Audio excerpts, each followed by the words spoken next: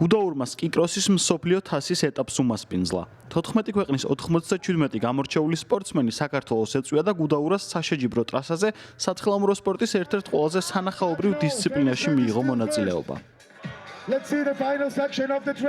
საკვალიფიკაციო ეტაპზე გამოვიდა ქართველი მოთხილამურე დავით თედიაშვილი. ბექა ბერძენიშვილმა კი შეჯიბრება გახსნა. ფინალურ ეტაპზე ქალთა და კაცთა თანრიგში 32-32 სპორტსმენი გადავიდა. პირველი ფინალური დღე შვეიცარიელი ფანი სმიტისა და იტალიელი სიმონე დე რომედისის გამარჯვებით დასრულდა. სიმონე დე რომედისმა მსოფლიო ჩემპიონის ტიტულის მოპოვება 2023 წელს ბაკურიანში ფრისტაილის, ფრისკისა და სნოუბორდის მსოფლიო ჩემპიონატზე შეძლო. ახლა კი გუდაურშიც მოიპოვა მნიშვნელოვანი გამარჯვება.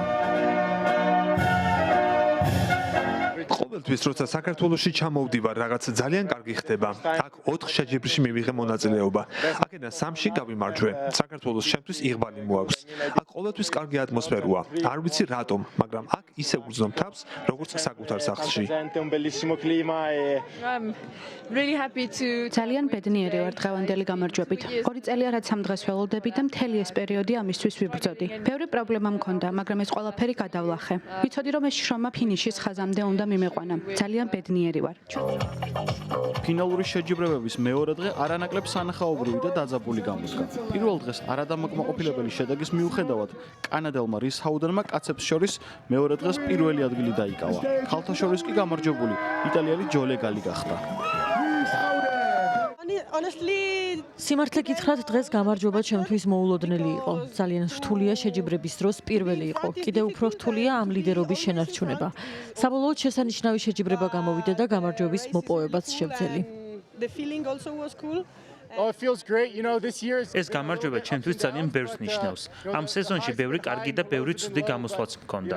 მიხარია რომ აქ გამარჯვება შევძელი. ვიცოდი რომ სიმონე დე რომედისის წინააღმდეგ გამარჯვების მოსაპოვებლად ძალიან კარგად უნდა მიასპარეზა, რადგანაც ის შესანიშნავ ფორმაშია. დიდი მადლობა შეჯიბრების ორგანიზატორებსა და მოხალისეებს. ასევე მადლობას ვუხდით ჩემს თითოეულ გულშემატკივარსა და სპონსორს. მათ გარეშე ამის მიღწევა შეუძლებელი იქნებოდა. გუდაურში სკიკროსის მსოფლიო თასის ეტაპი პირველად გაიმართა. აქამდე ამ პრესტიჟულ შეჯიბრებას ბაკურიანი მასპინძლობდა. 2 დღის განმავლობაში შესანიშნავი შეჯიბრებები ვიხილეთ. მთელმა საორგანიზაციო გუნდმა ძალიან კარგად იმუშავა. საოცარი მხარდაჭერა მივიღეთ მოხალისეებისგან, რომლებმაც სიცივის მიუხედავად თავდადებით იმუშავეს. შეჯიბრებისთვის კი შესანიშნავი ამინდი გამოვიდა და ყველაფერმა კარგად ჩაიარა. საშეჯიბრო ტრასა მშვენივრად იყო მომზადებული.